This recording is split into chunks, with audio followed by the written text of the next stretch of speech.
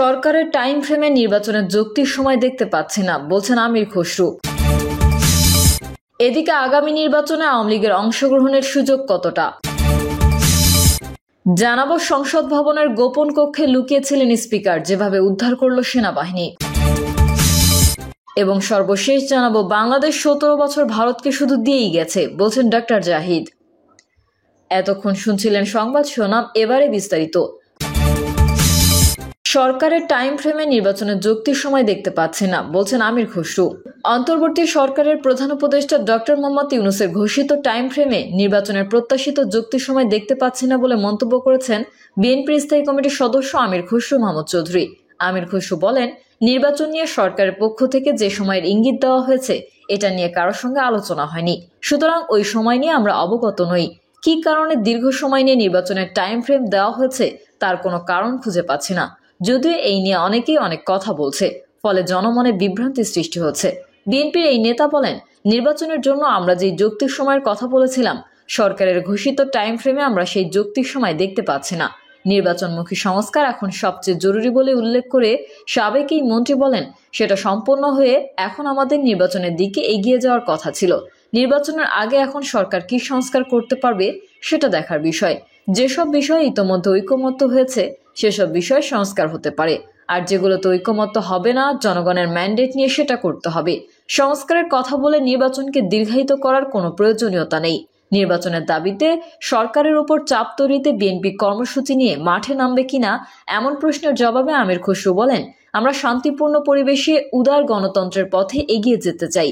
অনেক সংঘর্ষ হয়েছে, দেশের মানুষ অনেক ক্ষতিগ্রস্ত হয়েছে। সেই সাংঘর্ষিক রাজনীতি বাংলাদেশে আর যেন ফিরে না আসে সেই চেষ্টাটা করে যাচ্ছে। সেটা সফল হবে একমাত্র দ্রুত একটা নির্বাচনের মধ্যে দিয়ে।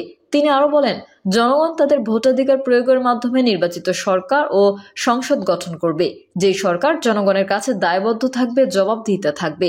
রাজনীতিবিদদের জনগণের কাছে বারবার যেতে হবে, সেই ধরনের গণতান্ত্রিক অর্ডার দেশে ফিরিয়ে আনতে হবে। আগামী নির্বাচনে আওয়ামী লীগের অংশগ্রহণের সুযোগ কতটা? নির্বাচন নিয়ে বিএনপি নানামুখী আলোচনা করে যাচ্ছে। দলটির এই আলোচনার মধ্যেই অন্তর্বর্তী সরকারের প্রধান উপদেষ্টা ডক্টর মোহাম্মদ ইউনূস গত 16 ডিসেম্বর জাতির উদ্দেশ্যে তার ভাষণে নির্বাচনের সম্ভাব্য তারিখ ঘোষণা করেছেন। গত 17 ডিসেম্বর সন্ধ্যায় রাজধানীতে ফরেন সার্ভিস একাডেমিতে সমসাময়িক ইস্যু নিয়ে কথা বলার সময় প্রধান উপদেষ্টার প্রেস সচিব শফিকুল আলম বলেছেন, নির্বাচন নিয়ে খুব স্পষ্ট রোডম্যাপ দেওয়া হয়েছে। প্রধান উপদেষ্টা ডক্টর মোহাম্মদ ইউনূস আলোকপাত করেছেন, 2025-এর ডিসেম্বর অথবা 2026-এর 30 জুনের মধ্যে নির্বাচন হবে। আসন্ন নির্বাচনে অন্যান্য দল অংশ নিতে পারলেও আওয়ামী লীগের জন্য সেটা সম্ভব হবে কিনা তা নিয়ে প্রশ্ন উঠেছে।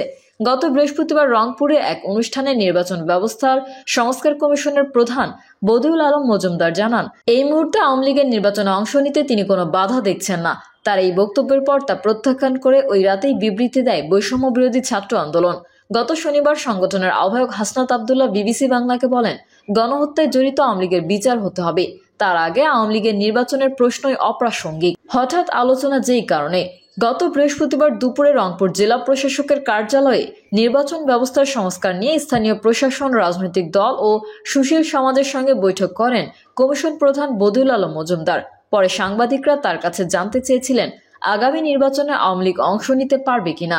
জবাবে তিনি বলেছিলেন, আমরা চাই একটা অন্তর্ভুক্তিমূলক নির্বাচন, যারা নির্বাচনের জন্য প্রস্তুত হয়ে নির্বাচনে অংশগ্রহণ করতে পারবে, কোনো রকম বাধা বিপত্তি তাদেরকে দেওয়া হবে না, সেই রকম একটা নির্বাচন চাই আমরা। এ সময় তিনি এটিও বলেন, অযোগ্য যদি না হয় তাহলে তারাও নির্বাচনে অংশগ্রহণ করতে পারবে, সেই সুযোগ সবারই থাকা উচিত। ওই নিয়ে ওই রাতেই মজুমদারের বক্তব্য প্রত্যাখ্যান করে বৈষম্য বিরোধী ছাত্র আন্দোলন এবং বিবৃতি দেয়।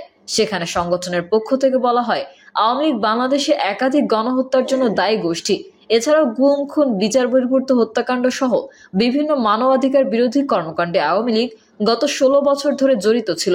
সর্বশেষ জুলাই গণহত্যায় প্রায় 2000-এরও শহীদের প্রাণ এবং 30,000-এরও অধিক মানুষের অঙ্গহানি করেছে দলটি।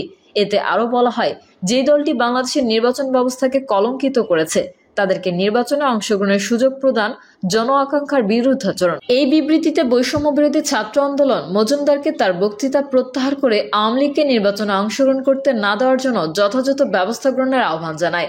শুক্রবার রাতে মজুমদার নিজের বক্তব্য নিয়ে সাংবাদিক সম্মেলন করেন ও বিবৃতি দেন। বিবিসি বাংলাকে মজুমদার বলেন, কোনো দলকে নির্বাহী আদেশে নিষিদ্ধ করা হলে নির্বাচন কমিশন তাদের নিবন্ধন বাতিল করতে পারে। যতক্ষণ পর্যন্ত কোনো দলের নিবন্ধন আছে ততক্ষণ পর্যন্ত তাদেরকে নির্বাচন থেকে বাদ দেওয়ার সুযোগ আমাদের হাতে নেই। শেখ হাসিনা সরকারের পতনের পর আওয়ামী লীগ নেতাদের পাশাপাশি তাদের শরিক জোট 14 দলীয় জোটের নেতাদের কেউ কেউ এরই মধ্যে গণহত্যার বিভিন্ন মামলায় গ্রেফতার হয়েছেন। গণহত্যার বিভিন্ন মামলায় তাদেরকে হাজির করা হচ্ছে আন্তর্জাতিক অপরাধ ট্রাইব্যুনালে। গত বৃহস্পতিবার রাতে বৈষম্য বিরোধী ছাত্র আন্দোলনের বিজ্ঞপ্তিতে বলা হয়, বৈষম্য বিরোধী ছাত্র আন্দোলন যে কোনো রাজনৈতিক কর্মকাণ্ডে আওয়ামী লীগের অংশগ্রহণের বিপক্ষে অবস্থান করে। নির্বাচন সহ যে কোনো রাজনৈতিক কর্মকাণ্ডে আওয়ামী লীগ অংশগ্রহণ করলে জুলাই ও গণঅভ্যুত্থানে শহীদদের রক্তের অবমূল্যায়ন হবে। হাসনাত আব্দুল্লাহ বলেন, দল হিসেবে আওয়ামী লীগ গণহত্যায় জড়িত, তাদের সাথে 14 দলও একই অপরাধে জড়িত। আগে গণহত্যার বিচার হবে, তারপর অন্য প্রশ্ন। বৈষম্য বিরোধী ছাত্রদের আরেকটি প্ল্যাটফর্ম জাতীয় নাগরিক কমিটিও এই মুহূর্তে আওয়ামী লীগের নেতাকর্মীদের বিচার ও দল হিসেবে সংগঠনের বিচার নিয়ে বিভিন্ন সভা সমাবেশে বক্তব্য দিয়ে জনমত তৈরি করেছে। এই সংগঠনটি মনে করে, এই মুহূর্তে যদি দল হিসেবে আওয়ামী লীগের বিচার না হয় তাহলে ভবিষ্যতে গণতান্ত্রিক প্রক্রিয়া বাধাগ্রস্ত হতে পারে। দলটির আহ্বায়ক নাসির উদ্দিন পাটোয়ারি বলেন, আওয়ামী লীগ নির্বিচারে মানুষ হত্যা করেছে, হাজার হাজার ছাত্রদের আহত করা হয়েছে। যারা খুনি তাদের বিচারের আগে যদি নির্বাচনের প্রক্রিয়ায় যান তাহলে পরিস্থিতি আরো জটিল হতে পারে। বিচার প্রক্রিয়ার মধ্যে যদি সবকিছু হয় তাহলে আমাদের অনেক প্রশ্নের সমাধান হয়ে যাবে। সংসদ ভবনের গোপন কক্ষে লুকিয়েছিলেন স্পিকার, যেভাবে উদ্ধার করল সেনাবাহিনী। গণ অভ্যুত্থানের মুখে গত 5ই আগস্ট প্রধানমন্ত্রীর পদ থেকে পদত্যাগ করে ছোট বোনকে সঙ্গে নিয়ে দেশ ছেড়ে ভারতে চলে যান শেখ হাসিনা। শেখ হাসিনা দেশ ছাড়ার আগে ও পরে আওয়ামী লীগের অনেক মন্ত্রী, এমপি ও নেতাকর্মীরা দেশ ছেড়ে চলে গেছেন, আবার অনেকে আত্মগোপনে রয়েছেন। কিন্তু গত 5ই আগস্ট সংসদ ভবন থেকে বের হতে পারেননি সাবেক স্পিকার শিরীন শারমিন চৌধুরী। সংসদ ভবনের একটি গোপন কক্ষে প্রায় 12 ঘন্টা লুকিয়েছিলেন তিনি। এরপর ওই দিন রাতে খবর পেয়ে সেনাবাহিনী তাকে ক্যান্টনমেন্টে সেনা হেফাজতে নিয়ে যায়। দেশের অন্যতম শীর্ষস্থানীয় জাতীয় একটি দৈনিক পত্রিকা এক প্রতিবেদনে এই তথ্য জানিয়েছে।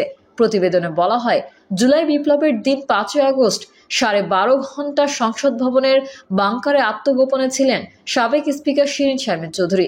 এরপর সেনাবাহিনী তাকে ক্যান্টনমেন্টে সেনা হেফাজতে নিয়ে যায়। সংশ্লিষ্ট একটি নির্ভরযোগ্য সূত্র আরও জানা গেছে, সাবেক স্পিকারের সঙ্গে সাবেক ডেপুটি স্পিকার শামসুল হক টুকু, সাবেক আইসিটি প্রতিমন্ত্রী জুনায়েদ আহমেদ পলক, সাবেক হুইপ ইকবালুর রহিম ও নাজমা আক্তারও ছিলেন। এ সময় লাখো ছাত্র জনতা সংসদ ভবনে, প্রতিটি মুহূর্ত অজানা ভয়ে তারা কাঁপছিলেন। সংসদ ভবনে ওই দিন সোনা দানা ও কয়েক কোটি নগদ টাকার সুটকেস ছিল। পরে একটি সুটকেস থেকে 90 লাখ নগদ টাকা নিরাপত্তা বাহিনীর লোকজন কর্তৃপক্ষের কাছে হস্তান্তর করে। সংসদ ভবন সেদিন লাখো জনতার দখলে ছিল।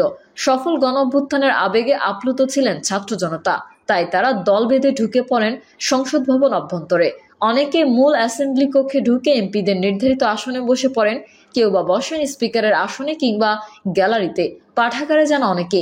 সংসদ প্লাজায় করিডোর, স্পিকারের কক্ষ, সংসদ নেতা ও বিরোধী দলের নেতা কক্ষ, সব জায়গা ছিল জনতার দখলে। গত 5ই আগস্ট সংসদ ভবনে কি ঘটেছিল জানা যায়, বেলা আনুমানিক 2:31 এসএসএফ সদস্যরা 7টি গাড়ি নিয়ে সংসদ ভবনে প্রবেশ করেন। তারা প্রথমে যান অফিস কক্ষে, সেখানে থাকা অস্ত্রশস্ত্র নিয়ে তারা অফিস রুম ত্যাগ করেন। এরই মধ্যে ছাত্র জনতা সংসদ ভবনের দিকে এগিয়ে আসতে থাকে। স্পিকার ছিলেন তার আবাসিক বাংলোতে। কর্মকর্তারা তার নিরাপত্তা নিয়ে উদ্বিগ্ন ছিলেন। ছাত্র জনতা টের পেলে আস্ত রাখবে না, এই ভেবে কর্মকর্তারা তাকে নিয়ে আসেন সংসদ ভবনে। কারণ এই ভবনে অসংখ্য গোপন কক্ষ রয়েছে, নিচে রয়েছে বাংকার। বেলা 3টার দিকে ডেপুটি স্পিকার সহ অন্যদেরও সেখানে নিয়ে আসা হয়। প্রথমে নিয়ে রাখা হয় বাংকারে, কিন্তু সেখানে থাকা অসম্ভব হয়ে পড়েছিল। কর্মকর্তারা ঠিক করলেন 6 তলার আরেকটি গোপন কক্ষে তাদের নেওয়া হবে, কারণ সেই কক্ষ খুঁজে পাওয়া যে কারোর জন্যই কঠিন। কক্ষটি অনেকটা নিরাপদ। এর মধ্যে লাখো জনতা সংসদ ভবন অভিমুখে আসতে থাকলে আনুমানিক বেলা 2:50 সেনাবাহিনী, এসএসএফ, বিজিবি ও র্যাব কর্মকর্তা এবং অন্যান্য ফোর্স সংসদ ভবন ত্যাগ করে। ছাত্র জনতার দখলে চলে যায় সংসদ ভবন। বেলা 3:23 সংসদ ভবনের সব গেট ভেঙে বিপ্লবী ছাত্র জনতা মূল ভবনে ঢুকে পড়ে। প্রিয় দর্শক, এই ছিল এখনকার সর্বশেষ সংবাদ। আপডেট ও সংবাদ পেতে চ্যানেলটি সাবস্ক্রাইব করে বেল আইকনটি ক্লিক করুন। কমেন্টে আপনার মতামত জানিয়ে আমাদের সাথেই থাকুন। ধন্যবাদ সবাইকে। আল্লাহ হাফেজ।